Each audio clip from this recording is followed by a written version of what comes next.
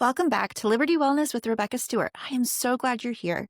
And today we have an incredible guest joining us. Her name is Marie Sporich. She's a former ballerina and a lifelong athlete who's turned her passion for movement and nutrition into a mission to help families and young athletes thrive. She is full of insights that every parent, athlete, and health conscious listener is going to love.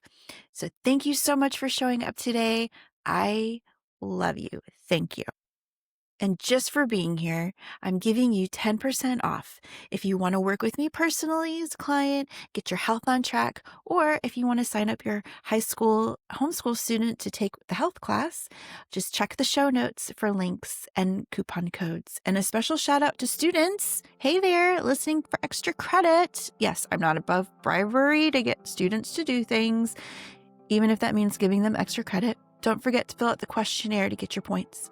All right, let's dive in and hear Marie's story and her expert tips on fueling your body, honoring your hunger, and thriving at every stage of life. I was always very active. I don't even remember when my mom signed me up for dance. I just always remember being in like multiple dance classes, never just one.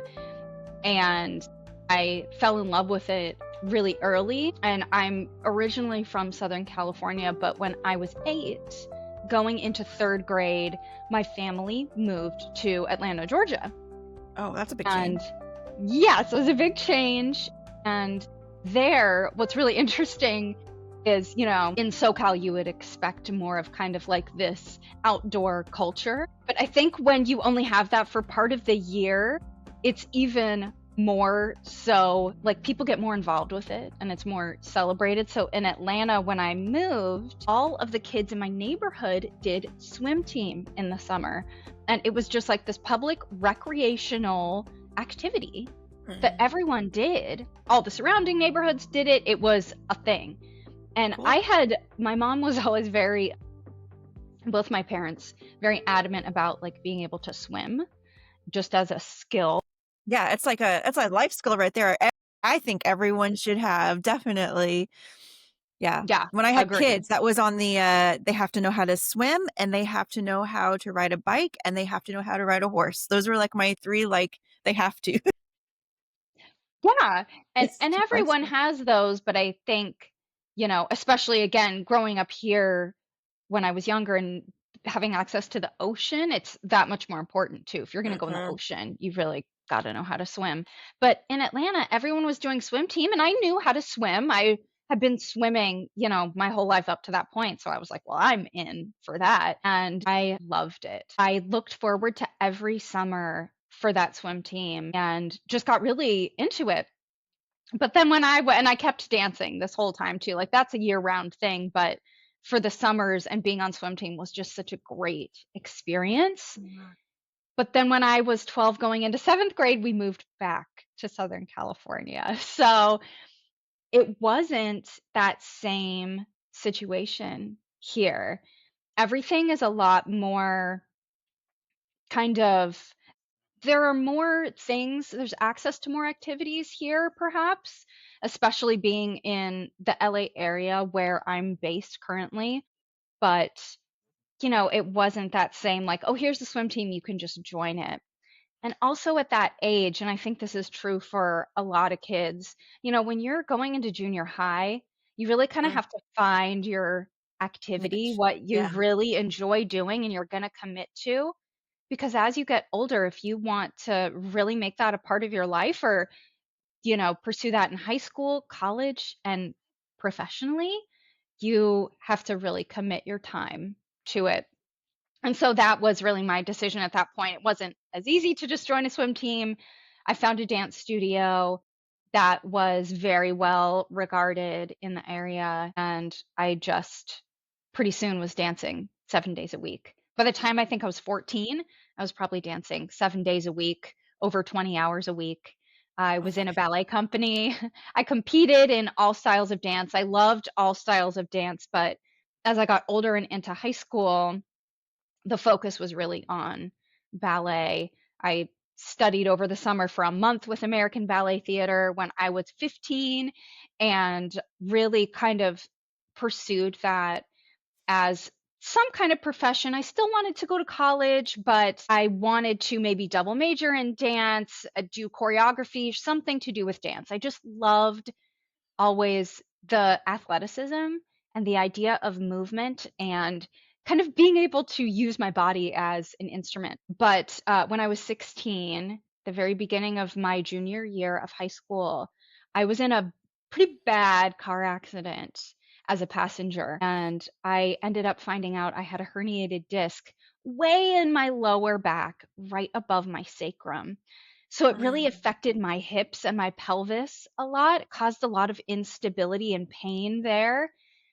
And I realized pretty quickly that I was not going to be able to maintain the level of training that I had been doing for dance, and that being a professional dancer was probably not going to be in the cards for me.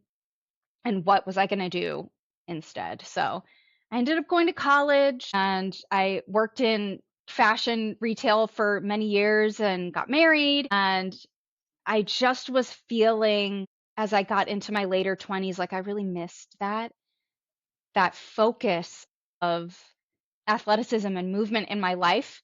And so I decided to pursue kind of in my own time um, certifications for different types of movement. And then, of course, I got pregnant. So I had my It's daughter. always that, isn't it? Like, Yeah, it's like when you start to do something and you're really finding your groove again, and it's like, yes, and then all of a sudden something happens, like, but you yeah, find a way through it, right? Like you work your way through it. You can yeah. still dance and move being pregnant. Oh, I did. I did. I worked towards certifications during my whole pregnancy You and go, girl. postpartum. Yes. Yes. And, it's so interesting too because my, I had never really focused too much on nutrition because it just wasn't part of the equation. And, of course, being in the dance world, there's a whole other set of culture and diet culture that goes along with that. But just fundamentally, there was never any discussion around proper nutrition as part of this 7 days a week competitive and professional performing company training. There just wasn't any of that. And I my mom's favorite story, my parents never really tried to micromanage my food or nutrition at all because I always was open to eating. I wasn't a picky eater. And my mom loves to tell the story that when I was very young and we would go to, when we were kids, that now kids have like all these awesome places to have birthday parties. When you and I were kids, like you went to Chuck E. Cheese. Yeah, That baby, that was was the place. Chuck E. that was the birthday. Cheese or the bowling alley here in the Midwest. We have the bowling alley, Chuck E. Cheese, or the roller skating rink. Like those are kind of our top 3 options. Those were like the only options. Yeah, And that was like if you're having your party at Chuck E. Cheese, like you made it. that's And right. everyone was there for the pizza. But Yeah. when we would go for friends' birthday parties, I would literally be at the salad bar loading up a salad, Oh my putting the gosh, I ranch totally on it. forgot Chuck E. Cheese actually had the salad bar. You're They right. I sure did. remember that now, but I never even went near that thing.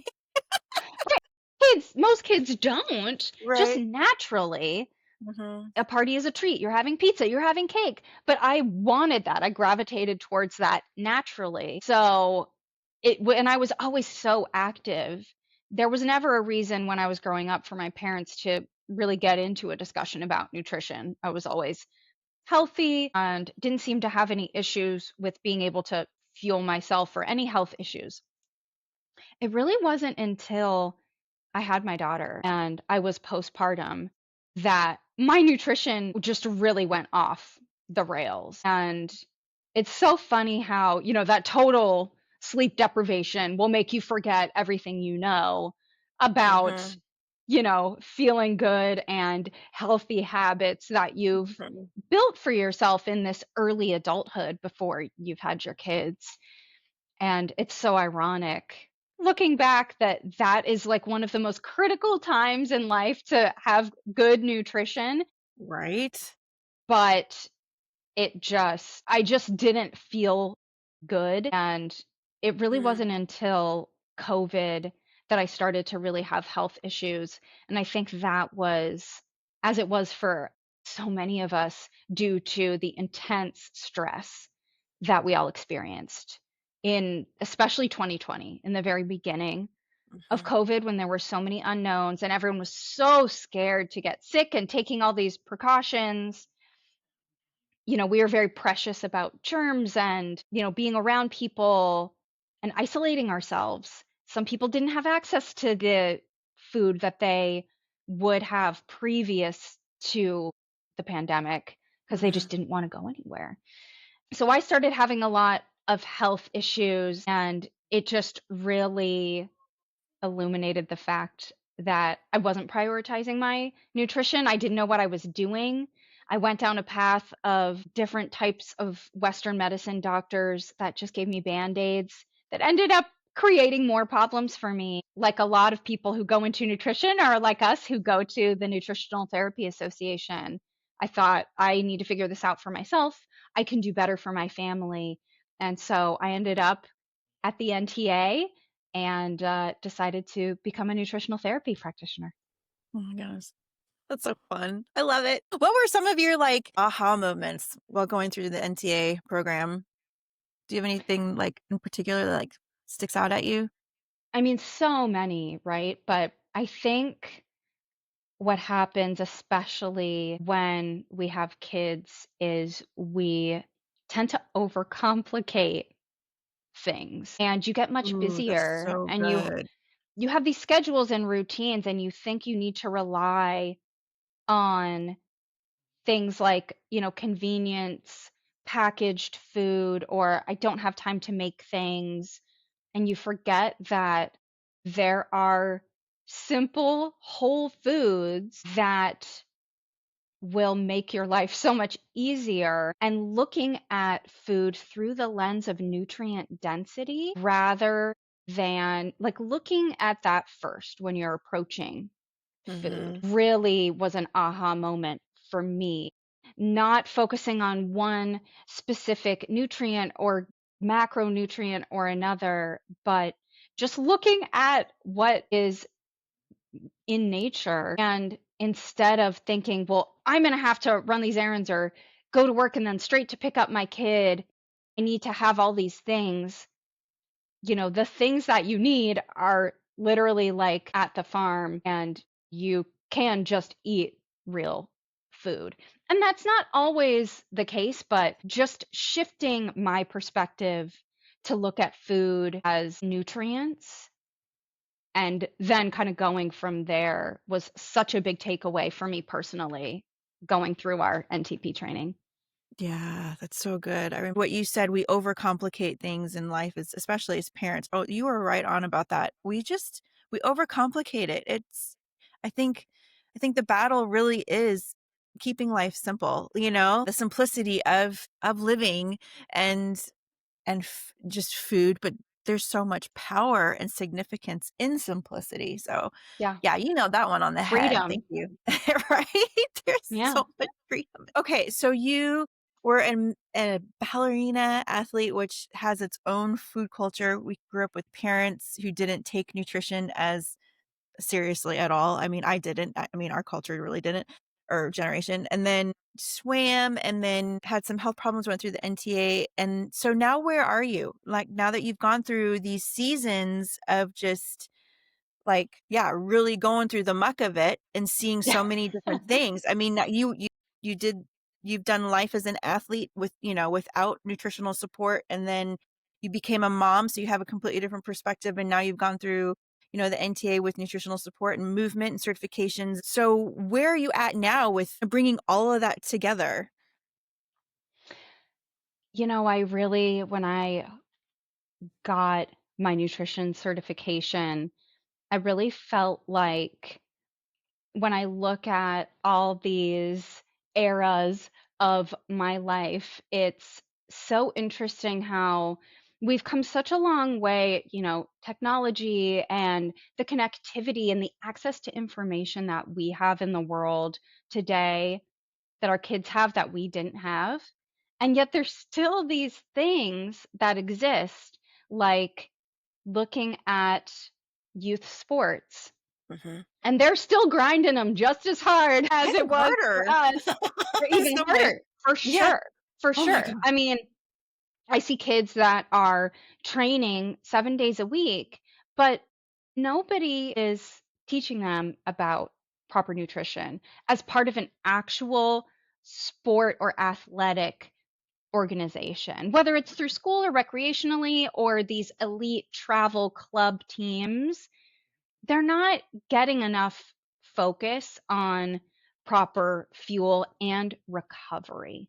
A quick warm up stretch or a cool down stretch isn't really enough to solidify these concepts for kids. And so that's like one part of your life. And then the other thing, we all know when you give birth and you're in the hospital, they give you, someone to help with nursing, but they don't have anyone come in and say, "What are you gonna eat when you go home?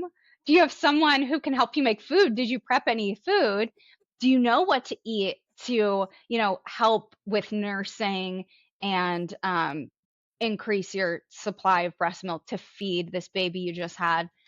There's no resources like that.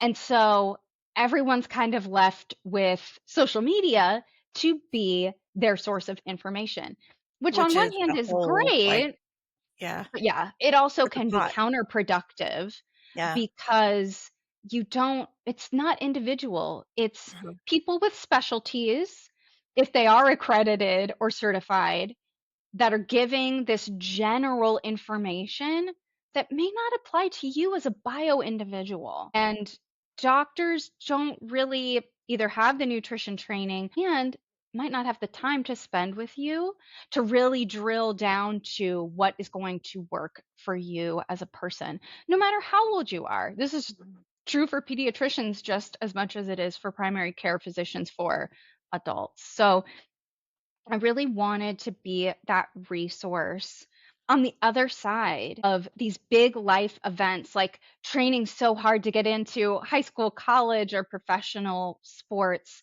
And then, starting your family and your body changing completely, your life changing completely. And where are the resources to keep you active, teach you how to adjust your food and keep a relationship with food that's going to nourish your body, Mm. but also make it simple enough. No strict rules or extensive routines or making separate meals for everyone in the family. I Oh think that's lord, where that's a mother's people, worst nightmare. yeah, but we do it. We do Whether it, it's to yeah. accommodate a picky A la kid. carte breakfast, people. Yep. Yeah, or, one person in the family maybe does have either an actual diagnosed condition that they're managing or just certain health goals, and Mhm. so you end up with, all this extra work, and it doesn't have to be that complicated. So when I got out of school, I really wanted to be that resource for families, to be able to show them that longevity, setting yourself up for longevity, there's no age at which it's too young to do that. We think of that as like, "Oh, I'm getting older, I need to think about longevity." Longevity is your whole life, and so if you teach kids young how to fuel themselves properly, prevent injury with recovery practices, and manage their sleep and stress, you're setting them up from the get-go to have the Mhm. longest, healthiest life they possibly can. Wow. Okay. Some keywords that you mentioned were fueling your kids. Like, I really would like to dig into this whole like athlete thing as a kid and helping maybe give parents some advice and even kids listening some advice on how to really fuel yourselves, like really take advantage of nutrition to better yourself as an athlete. Like, well, that's a good Mhm. question. Can you become a better athlete as a kid if you eat better? Like, can you improve your ability? Yeah, absolutely. I think, and I like to, we do our best to really frame the language around food in a more neutral way and also a more personalized way. So, like, thinking of something as a better or a worse choice is really based on how it makes you feel as a person. And I think one of the things we can also teach kids from a young age is to listen to their own intuition and Mm, how their body feels. And that can be really hard to tune out the noise, whether it's from your friends, your family, your coaches, social media, if you're old enough to be on social media, which I feel like is younger and younger. But there's a lot of noise. yeah. And at the end of the day, none of that matters if you yourself don't feel good when you eat something or don't eat something. It really is the practice of becoming aware of your own body and mind, of course. There's always a mental component, but making sure that you have enough fuel for the activities you're doing and teaching yourself when you need to eat, when it feels best to you, before, during, after those activities, and what type of foods to eat feel good. Again, that's just really going to set kids up for better performance and also reduced rate of injury, which is a huge thing. We take the physical training as a big component of preventing injury. But a lot of us, I think, don't realize that nutrition is also a huge component of preventing injury because you have to have the necessary vitamins and minerals in your body to have the strongest muscles and the strongest responses, both neurologically and muscularly, possible. So if you're missing like a bit, if you've got a picky kid and they're missing one big micronutrient because they just don't like eating certain foods, then that's something to look at because it could become an issue down the road if they're getting a deficiency in a specific mineral that could potentially make them more prone to an injury. Interesting. Okay. So you're talking a lot about innate wisdom, which I love. How do you think would be the best way to kind of explain to, say, a high schooler how to listen to their innate wisdom and train themselves to honor that? Because there is that competition of hyperpalatable chemical foods that they're just inundated with that hijacks their intuition. They've got peer pressure, they've got the hormones raging. Like, there's Yeah. just so much going on in that body. Like, what are they supposed to trust? You know what I mean? Like, how do you get that to quiet down, and what are you supposed to actually listen to? Yeah, it's a practice, just like anything else. It's not about perfection, it's really about awareness and being curious, teaching kids to hold on to that curiosity that, we're kind of born with and we end up losing as we get older because we develop these belief systems based Mhm. on all these external forces in our life. But if we can just remind kids to have this awareness and notice how they feel, if they're going out for pizza with friends, how do you feel after you eat that pizza? How do you feel the next day? Are you talking physically, emotionally, mentally? What kind of feelings are we looking for? I think when it comes to food, of course, physically is going to be the biggest thing. Also, what you eat is going to affect you mentally and emotionally for a lot of different reasons, especially blood sugar spikes and crashes, depending on if you're eating those, heavily processed, sugary, carb heavy foods that tend to spike your blood sugar. And then you get a drop, and it really affects you more Mhm. mentally and emotionally than kids are aware of. And that's kind of something more complicated that older kids can certainly grasp as a concept, but just in general, always encouraging them, like, how does your tummy feel after that, pizza or grabbing that burger from the drive-through versus that sandwich that you had for lunch? And also allowing them to, again, stay curious and experiment. And Mm, it's all okay. Nothing should be cut out or off limits. Again, it's not about strict rules. It's about finding a balance that works for you. And if you've got a kid who's a serious athlete, then maybe they've learned that they want to have a good balanced dinner at home the night before they've got a big game. And then maybe after the game, they are going out with everyone to have pizza because the next day they're just going to recover. And even if, it's a little bit heavier of a dinner and they might not feel as great, that's okay. It's mhm, all about that balance and, like you mentioned, participating in these community aspects of all these activities. And because of our culture, a lot of that, revolves around going out to eat and, really celebrating those times, but then having that balance of, most of the time I'm going to eat what makes me feel really good because I know I can run faster, I'm not going to feel sick, and I can sleep better if I'm eating food that really makes me feel good. mm. So, having them learn how to make those distinctions and then find the balance for themselves and always kind of looking for that and readjusting as they move through these stages of life.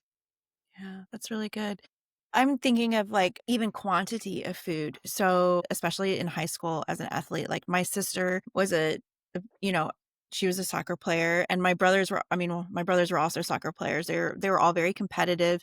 And then I swam through high school and I remember like my sister and I as girls, we were much more conscious of the amount of food that we ate. And like I remember one time not thinking about the amount that I was eating. I think it was a Chuck E. Cheese. My uncle took my cousins and us to a Chuck E. Cheese and I ate a whole pizza, like a whole pizza. I outate everyone at the table and I didn't realize that I had outeaten everybody because at that time, I was competitively swimming on a team too. I did the same thing you did. I was a Yeah. dancer from as little. I competed in dancing all through high school. And then I joined the swim team too. It was a city team, freaking loved it in the summers. And then I got involved on the club team and competed year round. And so we kind of have a very similar history, but I just remember Yeah. like thinking about my sister and I, like we were very self-conscious about the amount that we ate. But my brothers could care less. And my brothers they're boys, so they have that testosterone. They could go harder, faster, longer. But my mother would, again, a generation didn't think about, nutrients, but just food in general. And she would like go to Sam's Club or Walmart or whatever and buy frozen Tombstone pizzas. And she kept Yep. them in bulk in the freezer because my brothers would come home from school and the first thing they would do is they'd put a pizza in the oven and, come home from practice, they'd eat it. And then an hour later, they'd look at my mom and they'd be like, what's for dinner? And eat 2, 3 helpings of food for dinner. They ate a ton. It makes me wonder if we were less concerned about the amount that we ate, that we would have been able to actually go farther, faster, and longer. And I got injured quite a bit. Actually, I ended up having to give up swimming because of a shoulder injury and ended up with some other things in dance, some knee and shin splint, Mhm. ugh, mess. And it just makes me wonder, like, today, there's that concern, and I'm sure you get that too, being a ballerina, there's a lot of food culture there. And I don't I wasn't in the ballerina world, I was in a different type of dance world, but there was a lot of eating disorders there and a lot of limiting food, but Mhm. where the boys just go for it. So how do you find the balance? How do you advise a kid it's not also what you eat, but how much you eat, and that makes a difference too? It's important too because Especially for kids, this is always changing. They have these growth spurts where they're going to have extreme hunger. Or you go through phases of training where you're trying to get to, like, I remember with swim and also with these more organized sports, where you have these seasons where you're preparing for each level of competition as you work your way up. You're trying to get to district and then regionals and then state and then nationals. And so you're going harder and harder. And that might require more hours, and you need the additional fuel for that. And if you're having a growth spurt at the same time, or your hormones are starting to fluctuate and it's affecting your Mhm. level of hunger, which could go up or down, you have to be okay with adjusting that. And again, really teaching our kids to have that relationship with food and with their bodies where they can honor each day individually, separate of all the other days. You may I have a love day that, where each you are day, yeah. just starving, Yeah. and that's okay. If you're hungry, you should eat. And even as adults, like, we have, trained ourselves to ignore that sometimes for whatever reason. Again, we have all these belief systems and we impose rules on ourselves. But if we can do a little bit better by teaching our kids not to impose rules on themselves, and it goes both ways. If you're hungry, eat something. If you're not as hungry, maybe you need to eat because you do have a training session or you're not going to be able to eat for hours. And so you need to have something small to hold you over, even if you're not really hungry at that moment. The practicality meeting the actual physical feelings within your body and honoring that where you are in that moment and kind That's of leaving everything else, aside. I love that, one day at a time. Yeah, especially as you're growing up, and you're right, Every 'cause day is gonna be different. every day is gonna be so different, and the demands on your body are different, so your Yep. hunger level is gonna be different, and to honor that is really important. I think that's a brilliant piece of advice right there. You mentioned, like, quick fuel and, snacks. It gave me a flashback to I was a school bus driver for a while, and I had the most amazing blessing to drive the color guard to a marching band competition, all dancers, and I did that too, so I was just like it was just kind of fun and nostalgic for A me. party. Right? And I mean, this was just a few years ago, but the one thing that the guard directors did is they had a massive bag of pixie sticks, and they handed the sticks out to all the guard, each person in the guard, like 2 or 3 sticks, and they would just down these sugar pixie sticks before they'd go compete, just to give them that sugar energy jolt. And then as a lot of these kids today are doing, like, the energy drinks and that kind of thing, and it's just, Mhm. like, what are some better, more efficient, effective tools or foods for, like, really that burst of energy, or yeah, those snacks, or when you're needing something more?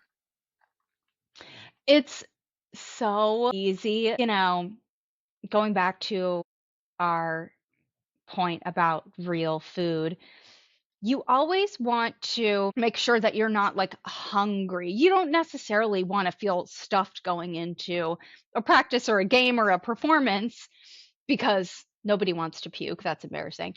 Yeah. But you wanna make sure you have enough fuel. So depending on how far out you are from when you're going to start that practice or that game or performance, you want to have something small, and then as you back out from that, add more to it. So let's say Hmm. you're 30 minutes away from hitting the field. Eat a banana. It doesn't need to be refrigerated. It can be in a backpack. You can have a bunches of them. They're cheap.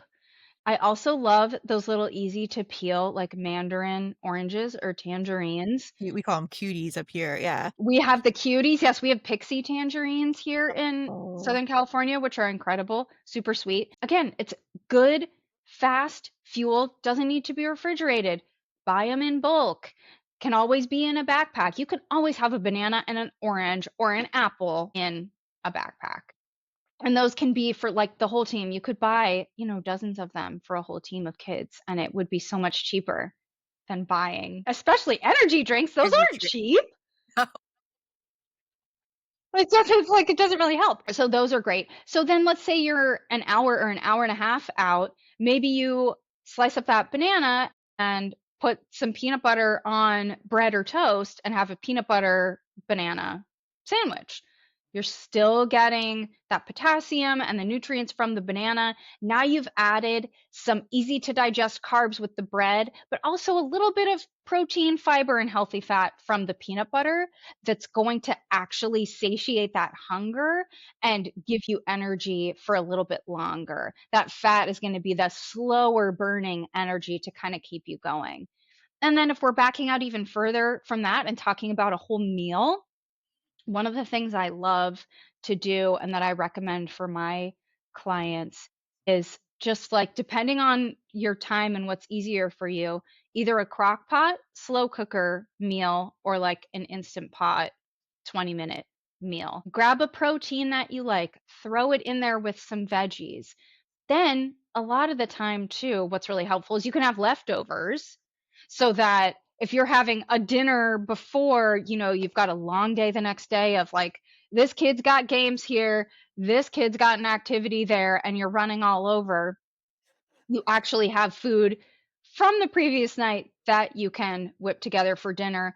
Or, like, if you're throwing chicken in the crock pot, you can make some sandwiches or some chicken salad to bring with you that next day for lunches so that everything is just ready to go and everyone has the fuel they need. And then, if you're going out afterwards and having your fun, then everything is taken care of and it's less worry for the Mhm. parent and easier for the kid. They know what to expect, they know what they're going to get, and then you just kind of go from there.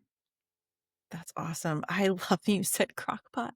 I actually, bought I love a sent crock a pot. crock pot with my daughter to college because she's like, "I don't know how I'm Yeah, gonna have time to make meals," and she's in an apartment this year, and she's yeah. full 18 credit, she's got a full load and, Mhm. ton like labs and oh my goodness, research, she's just loaded, and she's like, "I don't have time to make food," and my husband and I are like, crockpot sister, and use chat gpt to help you find really cool recipes. We'll throw in what foods you like, what you don't like, and it'll come up with all kinds of recipes and even grocery lists for you, and then have that thing cook for you all day, like couple times a week, and then you don't have to worry about cooking. It's just one pot wonder. It's just amazing, and you have leftovers.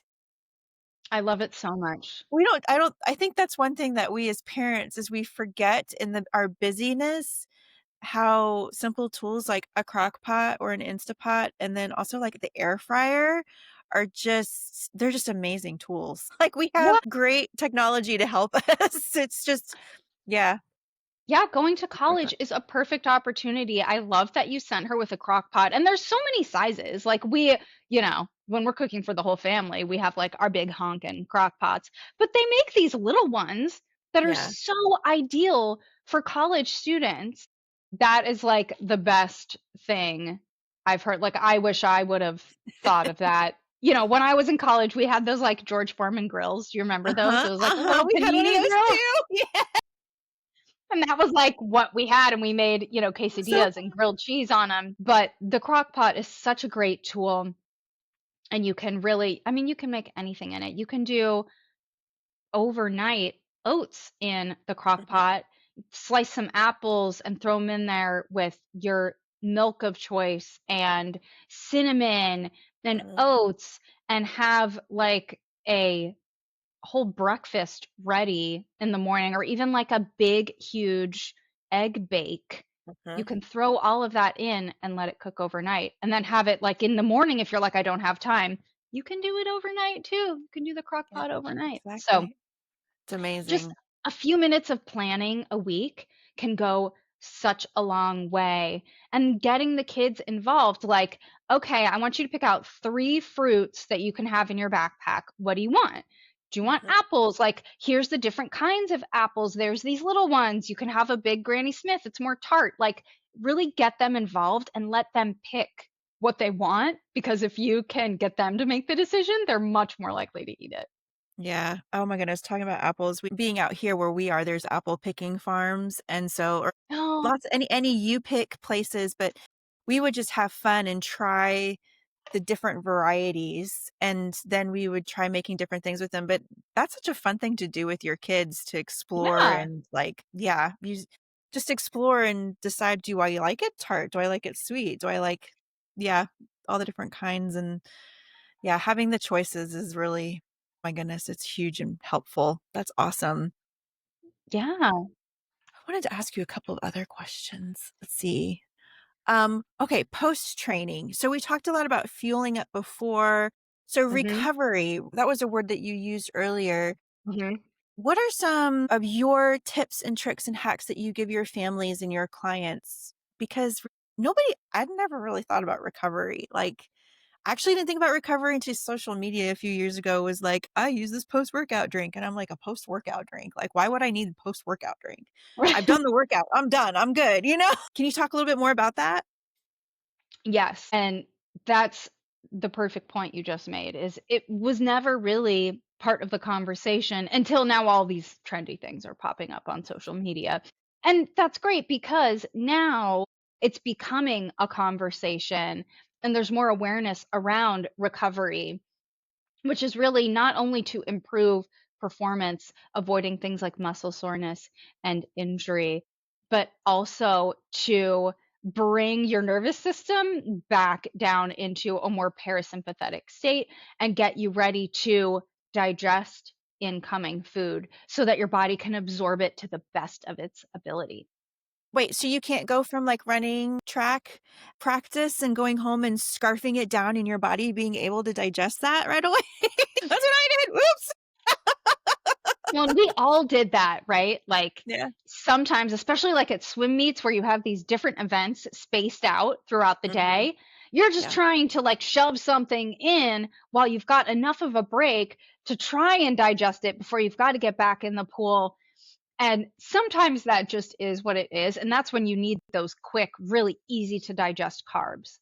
But when you're outside of that training window, and you want to really promote that muscle recovery and repair, I mean, hydration above everything, of Mm. course. And again, it doesn't need to be fancy. You don't need a special drink to hydrate yourself. You can just drink water. It's amazing. Believe it or not, you can just drink water. Um, and it's so important, especially if you're doing an outdoor sport in a warm climate. Gotta have water.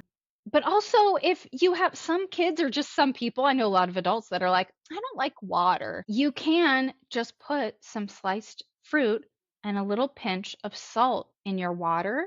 And those electrolytes, those natural electrolytes, will help hydrate your body to a larger degree. So, if you have one of those kids Love it. that's like, "I don't like the taste of water, I don't really want it," slice up some strawberries and throw that in their water bottle. They're gonna kind of naturally get muddled in there, and they have sugar. You don't really need to add sugar, but adding a little pinch of salt is a great way to do that as well. If you have a kid who really you're really struggling with, add a drop of honey. There's a lot of great micronutrients in honey, Yes, love and that's honey. another easy to digest carb that'll give them a little energy. You still need the carbs after a training session or a workout or a game. There's never like balance again is really the objective. You just might skew towards one area or another, depending on, again, you don't want to have a big, huge, protein, fat, heavy snack right before you're going to go train, just because you won't be able to digest it well. So afterwards, maybe you do want to really make sure you're getting some protein, but you still want to have carbs. Like a sandwich is great after a game. Something like, tacos or a burrito. If you do want to go out for that pizza, maybe instead of pepperoni, what's a more protein dense option that you can put on that pizza. Like, do they have chicken? Can you put grilled chicken on that pizza? Can you get like a barbecue chicken pizza so that you're getting a little more protein? Just kind of, again, going back to that idea of what has the most nutrition in the smallest package. Not to say that we're not trying to eat enough, but you want to get the biggest bang for your nutritional buck with Exactly. every bite that you take. And so if Yeah. you're really active, you want to get as much protein as you can. If you can get your kids to eat fish, fish is incredibly protein dense. Salmon, tuna, the smallest can has like 20 grams Mm. of protein. So Yeah. if you can get them to eat fresh fish, fish tacos, those are really great options. But for the kids that struggle, that don't like a lot of different foods, or like my kid didn't even want to eat meat for many years, see if they'll eat tofu. Try to get them to, beans. There's a lot of great nutrient dense options that have plenty of protein for muscle recovery. Make sure they're drinking enough water, and just have them be aware of how they're feeling. If they're really sore or sluggish the next day, then maybe that wasn't the best thing to have, and next time you try something different. And just having that conversation with them. Wow, that was a long day yesterday. How are you feeling this morning? Do you feel sore? Do you feel tired? And then encouraging them to notice those feelings and adjust their practices around their nutrition and sleep and movement accordingly. I love that. I love the moments of observation and just asking, Mhm. and then also just having the freedom to just play and try and see Yeah. what really works for you. I think we miss that a lot. We think there's only one right way, but you're right, bioindividuality plays such a key. Wow. So what are some advice then that you would give to parents who want to support their kids without coming across as controlling or overwhelming? I mean, because if you're constantly saying, "How do you feel?" blah blah blah, like, I don't know. That's not really controlling, but it can be a little overwhelming. So like, I don't know, what are some pieces of advice you'd give some parents that want to help their kids? Yeah, no, you're so right. It's a fine line that we walk as parents, Mm. and it's so much easier said than done, but you really do have to kind of let them lead the way. And obviously this is going to look very different for a 10-year-old than a 16-year-old, but we want to just listen. We want to start that conversation with them. "Oh, how are you feeling?" Or whatever prompt gets the best response from them. And just listen and help to guide them towards their goals, which are probably going to change throughout the years. And really be listening for signs, for certain cues. So, signs of frustration, burnout, motivation, interest, like everything in between, and just kind of have this little toolkit of resources for those different situations where you realize, oh, maybe we need to back off. I think they're starting to get a little overwhelmed. Or, you know, they want more. They're really hungry for this. Okay, well, here are some options we can do to help them get to the next level. It's an ongoing practice for us as parents to listen and then just respond from a place of facilitating and hearing whatever that kid is feeling and what they want to do, rather than, our own thoughts or feelings about their situation. I love how you said that, especially using the word listen. My friend who's an FNTP, she and I were joking because yesterday we were chatting and we were talking about my son about something. And I said, yeah, I just kind of give him his supplements, and he doesn't know what I put in his little bottle of supplements every day. Every day is kind of a little bit of an experiment because it's like, I'm going to put this in there and I'm going to see how you do with this. And I kind of do the same thing with my husband. It's like my family is a constant science experiment. My boys really have no idea what I give them, but I just watch and I Yeah. listen, and they just trust me, and every once in a while I'll be like, "So how you feeling today?" Like, or I'll ask like, "Are you feeling a little anxious?" Or, just to kind of gauge what's going on. But the listening and just watching, that's such a huge way as parents that we can support our kids without coming across as controlling or overbearing. So my kids roll at me when I hand them this, their supplements in the morning or afternoon, their vitamin, multivitamin or whatever. They've got different protocols for a couple different health issues right now, so we're playing. But um, yeah, I love that. Listen, just listen. Um, what are some red flags or habits that you suggest families pay attention to early on? So you're listening and you're observing. Mhm. What are some of those red flags that we should be sensitive to? I think really the only thing I would say that kind of covers all the bases is just obsession. Like, Mm, the conversation should always be about balance. I can't think of a situation in which that wouldn't apply. But when you're starting to sense that someone is obsessing over any one thing, whether it's food or overtraining or body image, that in itself is just a red flag. And what starts as maybe like a productive goal can take a really quick turn if you're not looking for those signs of that's like really good. becoming obsessed with something, and then just kind of trying to have that conversation, engage where their perspective is. Like, where is this coming from? Like becoming really obsessed with the way you look, whether it's like trying to get really jacked, like boys will see something and think like, I need to be really jacked, right? Um, but maybe they're too young to be lifting weights that much, or they're not fueling enough, or they're having so much protein they're cutting out other nutrients because they have this goal of like being jacked. you know Trying to remind them that consistency is key, and that there's always a way to reach your goals while also maintaining a balance in your life. And then if you sense that they're not hearing you, then it's time to kind of say, okay, we need to back up and see if we can really shift this perspective so that you're seeing kind of the bigger picture. And again, you're setting yourself up for optimal health for the Mm, rest of your life, not like this one really finite goal that also might not be good for you in this moment. I love it. I love that, so key. Yeah, obsession is really, that's a really good flag, and that can apply to just about every area. Yeah. But looking for that obsession and what is driving it, what's behind it, what's the belief Hmm. system behind it.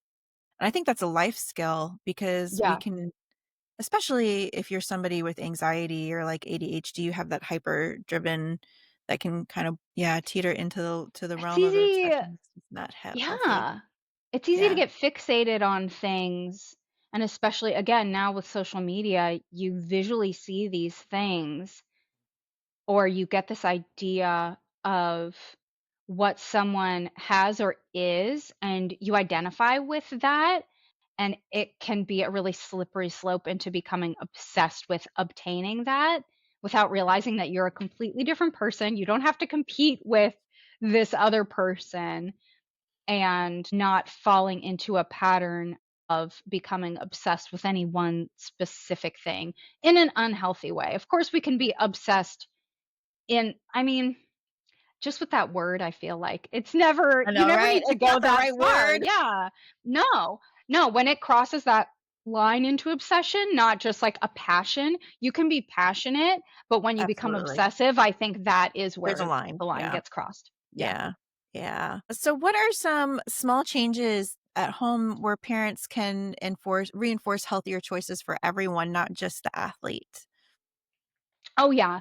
This is like the whole, idea behind what I do at SPO Nutrition is making everything fit so Mm, that it's not a lot of extra work, and also your modeling as the parent. So, modeling that mindfulness around your own foundations of wellness really goes such a long way in helping kids at any age to Mhm, see the value in those habits mhm, and help adopt them. Again, it's not about perfection, it's about the awareness and just teaching them to be aware of just what's going on inside their own body and being less influenced by those outside sources. So if you're a parent, having that nutrient, what I call in my practice, my nutrient forward approach to fueling and being open with how you're feeling as your own person to really open up that conversation. Like, oh, I had the best lunch today. I had this. I feel great. I went for a walk and did this.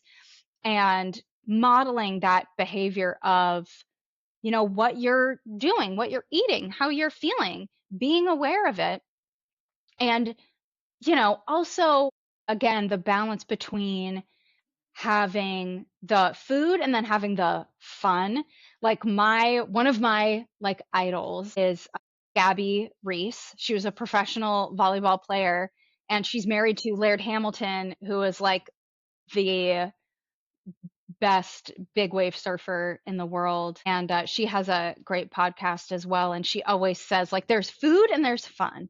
Food is like real whole food, and then fun is everything else. And you have to have both, and that's okay. There's no strict rules, and the adults shouldn't be imposing those strict rules on themselves either, because mhm, kids will also model that. Like if you're mhm, saying things like, I think our parents, the generation that we grew up with, there was a lot of like, oh, well, I can't eat that. That has too much fat, or I'm on a diet. And so if you're saying those things to your kids, just be careful of the wording because they're hearing that and that seed is being planted in their mhm, mind. Like, well, do I need to go on a diet? Like, well, why? They don't see you like that. They don't see you as a person of a specific size or shape or anything like that. They see you as the parent that they love and trust. And so if someone they trust is saying these things, it's going to have an impact. The other thing I'll say too is modeling taking the time for rest and for stress management without Yes, guilt. I love it. Thank you for saying that. That's so important. Yeah, We it's don't do really that in our impactful. culture very Well, well. Yeah. we don't, and we have a lot of these I should be's. Like, I shouldn't be, reading a book right now. I should be folding the laundry. So even if you think that in your own head, because we're all, especially moms, like we're all going to do that, but you don't need to say it out loud. Don't, let kids feel like there is something more important than self care. Like if you feel like you're tired and you need to sit down and read for 30 minutes before you're going to go do something else, and I mean, like if you actually have the time to do that, then you should do it.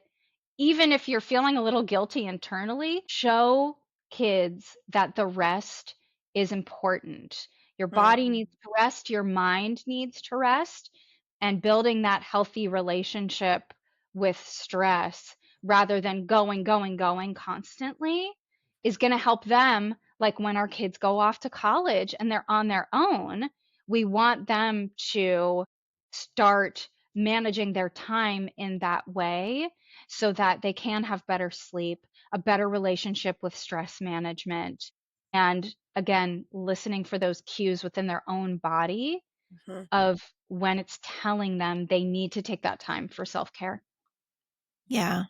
Yeah, I think we underestimate the fact that rest and managing stress are just as important as doing a full-on hit workout at the gym or, taking that 20-minute walk. They all have their functions and purposes. I'm so glad that you said that. And also the fact that, I mean, I as my kids are much older now, I realized they really do absorb and process and internalize what they see more than what I tell them. I mean, I've had Oh, many yeah, 100%. conversations with their kids, but what I model for them every day, words I even use for myself and my husband, and how my husband and I even talk to each other, Mhm, just like modeling relationship, like just mhm. being it's it's wild as they're older and they're starting to, like, really come into their own. I'm, like, seeing mirror images in some ways, and I'm like, "Oh my goodness." It's like, "Well, I hope I didn't screw them up too bad," but that, like, more they don't really remember the conversations, but they watch. For some reason, that gets stuck in the memory, what they see, you're right, modeled before them, so that's probably our most powerful tool that we have. Yeah, what we get passionate about, they remember. What we get frustrated about, they remember. Yeah, I'm just Yeah. having flashbacks of I need to eat low fat, da, da, da, da, da, and just all the diet words and everything, and our generation really needs to break that off for the next one coming up, so Yeah, I change mean, the narrative. it's okay to have concerns. It's okay to have Sure. goals. It's the framing around it and why you're doing it. Like, I'm not feeling good. I really want to have more energy. So I'm going to make sure that I'm really having more food and less fun right now because I have a goal that I'm trying to get to so that I can feel my best, Yeah, and really framing it around wellness and what you want to be able to do, what your goals are, you're rather why. Yeah, than, yeah, rather than, "Oh, I just need to do this because I want to, yeah, fit yeah. into these jeans," or, "I feel like I, need to fit into a certain Size. standard." Yeah. Because yeah, they won't listen to what you tell them. You can tell them things all you want, right? They're not gonna listen. No. But it's those subtle things, it's the habits, it's the consistency that really makes a bigger impact over time. I think that's brilliant advice. Wow. Okay, so knowing everything that you know now, if you could go back to your 16-year-old self and give her one piece of advice, what would it be? Oh my gosh, there's so many things. Um, you know, think I think the biggest thing I would say, and this is, I was a very, and I think this is true of a lot of our elite athletes, is I'm very much a type A.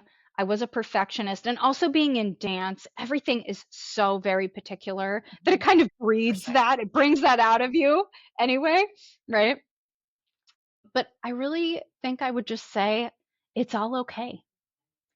Your body is adaptive and resilient, and the objective is never to obsess or impose strict rules on yourself. Like, it's all okay, and it's all going to be okay. There's so many, you know there's activities, school, friends, the general angst of just like growing up, and there's plenty of pressure to deal with. Your nutrition and your relationship with food and stress and sleep shouldn't add to the pressures of growing up.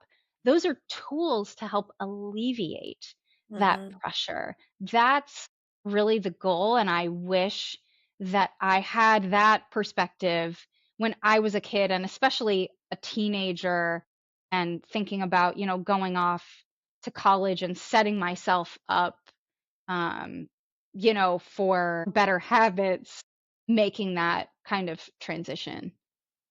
Oh, that's brilliant. I love that. That's awesome. Wow. Okay, so where can people find you to work with you? Like, where can families and so do you work with families mostly or kids or everybody? Everybody. I work with student athletes. I work with moms. I work with the entire family. I work with adults that have training goals that don't have kids. So really anyone, but I do, spo-nutrition.com. We'll put it in the notes. Yep, definitely. Um, you can find me there. You can find me on Instagram at spo.nutrition. I try to put up as many resources as I can, SPO Nutrition on YouTube as well. And, um, I really try to take everyone as a bio individual, but also create plans and protocols that are going to serve the whole family and help my clients reach their goals, while also, if you're approaching it from a nutrient forward, whole food perspective, it's Mhm. still going to be a great plan for the whole family. So, Absolutely. Yeah. when it comes to things like supplements, that's definitely bio individual, but it doesn't create more work in your routine. So I'm really trying to simplify people's lives and also give them the tools to support themselves and their families to the best of their ability. Oh, that's awesome. Thank you so much, Maria. I appreciate it. Thank you so much for joining me today. You Thank you really for do have a having lot of me. gold nuggets. So thank you. Thank you, Rebecca. Thank you so much for listening today to Liberty Wellness. If you enjoyed our conversation, don't forget to hit like, subscribe, and share it with a friend who might need it too. Your comments and feedback mean the world to me, and they help me grow and bring you more inspiring stories and tools for healthy living. And just one more quick reminder before we wrap up, I'm not your doctor, and neither are my guests. Everything you hear on this podcast is for education and encouragement only. Please don't take it as medical advice. Your health is personal. So always check in with your own trusted healthcare practitioner before making any changes. So stay curious, stay inspired, and take good care of yourself.